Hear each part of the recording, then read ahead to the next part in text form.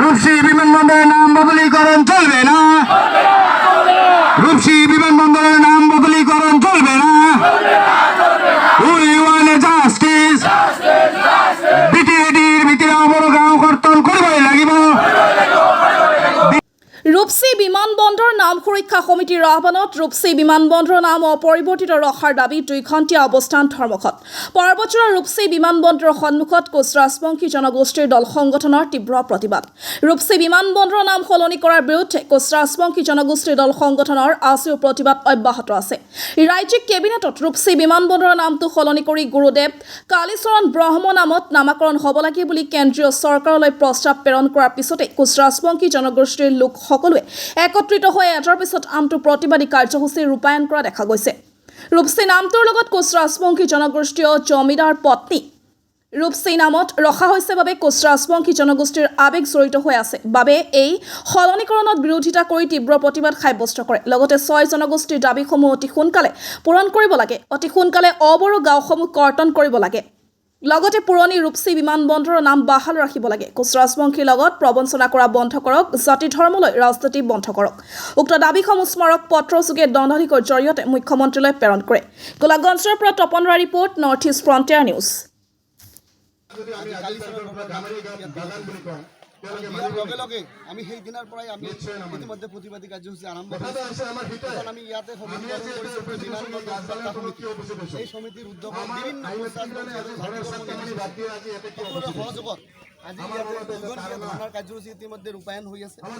ইয়াৰ জৰিয়তে অসমৰ মাননীয় মুখ্যমন্ত্ৰী ডাঙৰীয়াক সকিয়াই দিব বিচাৰিছোঁ যে আজি মুখ্যমন্ত্ৰী ডাঙৰীয়াই আজি যি ধৰণে আজি সিদ্ধান্ত ল'বলৈ ধৰিছে, আজি মুখ্যমন্ত্ৰী ডাঙৰীয়াই নাজানে নেকি যে কোচ ৰাজবংশী জনগোষ্ঠীৰ যি হিষ্ট্ৰিকেল বেকগ্ৰাউণ্ড বা আজি ৰূপসীৰ যি জমিদাৰ, এই জমিদাৰৰ লগত এই ৰূপসী বিমানবন্দৰৰ লগত যি নিবিড় সম্পৰ্ক আছে, এই অঞ্চলৰ লগত যি কোচ ৰাজবংশী বা কোচবিহাৰ ৰাজ্যৰ যি সম্পৰ্ক আছে, আজি জানি বুজি যদি মুখ্যমন্ত্ৰী ডাঙৰীয়াই কৰিছে, ইয়াতকৈ আৰু লজ্জাজনক বিষয় কেতিয়াও হ'ব নোৱাৰে। আজি বড়ো জনগোষ্ঠী কি পিছপৰা, অসমৰ ভিতৰত পিছপৰা জনগোষ্ঠী হয় নেকি? যদি নহয়, আমি বিচাৰিছোঁ তেওঁলোকৰ যি জনজাতিকৰণ আছে, এইটো চৰকাৰে ইয়াৰ ওপৰত সাংবিধানিকভাৱে একটা ষ্টেপ ল'ব লাগে বুলি এই প্ৰতিবাদস্থলীৰ পৰা আমি দাবী জনাইছোঁ। ইয়াৰ জৰিয়তে আমি এটা কথাই ক'ব বিচাৰিছোঁ, অসমৰ মাননীয় মুখ্যমন্ত্ৰীয়ে গম পাইছে যে 2026 চনত আজি বিজেপি চৰকাৰ অসমত নাহে, আৰু এই কাৰণে হয়তো মুখ্যমন্ত্ৰী ডাঙৰীয়াই আৰু দেখিবলৈ আমি পাইছোঁ ইয়াৰ লগতে যি উন্নয়নমূলক হ'ব লাগিছিলে অসমত, আজি উন্নয়নমূলকৰ কথা চিন্তা নকৰি আজি যধে মধে নাম হিন্দু মুছলমানৰ কথা কৈ আজি মানুহক বিভ্ৰান্তি কৰিবলৈ ধৰিছে মুখ্যমন্ত্ৰী ডাঙৰীয়াই। গতিকে ইয়াৰ জৰিয়তে আমি সকিয়াই দিব বিচাৰিছোঁ যে অতি শীঘ্ৰে মুখ্যমন্ত্ৰী ডাঙৰীয়াক যে এই ধৰণৰ যাতে বক্তব্য প্ৰদান নকৰে, এই ধৰণৰ যাতে সিদ্ধান্ত নকৰে, আৰু বিমানবন্দৰ যাতে অতি শীঘ্ৰে আৰম্ভ কৰাৰ এটা প্ৰচেষ্টা কৰে অসম চৰকাৰে। অন্যথাই কিন্তু এই অত্ৰ অঞ্চলৰ বিটিআৰে হওক বা আমাৰ ধুবুৰী জিলাই হওক বা KSCৰ অন্তৰ্গত অট'নমাছ কাউন্সিলৰ অন্তৰ্গত বিভিন্ন জাতি জনগোষ্ঠীয়ে ইয়াৰ ওপৰত কিন্তু বিভিন্ন ধৰণৰ প্ৰতিবাদী কাৰ্যসূচী গ্ৰহণ কৰিব। একচুৱেলি আমাৰ যেতিয়া ন্যায্য দাবী হৈছে পূৰ্বৰ যেতিয়া ৰূপসী বিমানবন্দৰ, এই ৰূপসী বিমানবন্দৰ পুনরায় রূপসী বিমানবন্দর নাম হিসাবে বাহাল রাখার প্রতিবাদত আজি অবস্থান ধর্মঘট করা হয়েছে। শান্তিপূর্ণ অবস্থান ধর্মঘট হয়েছে। মই এদের অঞ্চলের সমূহ রাইজ তথা বয়োজ্যেষ্ঠ ব্যক্তি, মোর দাদা, মোর ছোট ভাই, কাকি, মাই সোয়াকে মোর তরফের থেকে মই অশেষ ধন্যবাদ জানাং। তো আমার আজি শান্তিপূর্ণভাবে অবস্থান ধর্মঘট হয়েছে। সরকারও যদি এই আমার শান্তিপূর্ণ আন্দোলনক গুরুত্ব সহকারে লয়া এই রূপসী বিমানবন্দরটা যাতে পুনরায় এই নামেৰে নামাকৰণ বাহাল ৰাখে, তো এটা মই চৰকাৰক এই আপোনাৰ চেনেলৰ জৰিয়তে আহ্বান জনালোঁ।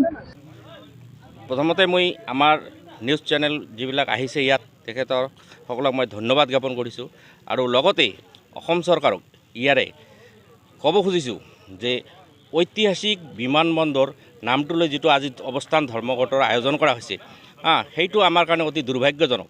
এনেকুৱা পৰ্যায় হ'ব বুলি আমি কেতিয়াও ভবা নাছিলোঁ। যদি এইটো কাম হয় তেনেহ'লে আমি আনডিভাইডেড গোৱালপাৰা কোচ ৰাজবংশী সন্মিলনে কেতিয়াও এইটো মান্তি নহ'ম, আৰু ইয়াৰ কাৰণে যদি তীব্ৰ প্ৰতিবাদ কৰিব লাগে তেনেহ'লে আমি তাকো প্ৰস্তুত আছোঁ। আৰু ইয়াৰ কাৰণে যদি কিবা ক্ষয় ক্ষতি হয় তেনেহ'লে অসম চৰকাৰ ইয়াৰ কাৰণে জগৰীয়া হ'ব বুলি ইয়াৰে মই দাবী জনাইছোঁ। আৰু যদি অনতিপলমে এই ৰূপসী বিমানবন্দৰ নামটো চেঞ্জ কৰাৰ যিটো পৰিকল্পনা কৰিছে সেইটো যদি বন্ধ নকৰে তেনেহ'লে আমি জংগী আন্দোলন কৰাৰ কাৰণেও আমি প্ৰস্তুত আছোঁ। বাঘৰ নেঙুৰত যাতে হাত দিবলৈ চেষ্টা নকৰে আৰু এইবাৰ যদি কোচ ৰাজবংশী মানে ক্ষোভিত হয় তেনেহ'লে বিজেপি চৰকাৰখনত অনতিপলমে পতন হ'ব বুলি মই ইয়াৰে সকীয়াই দিব খুজিছোঁ।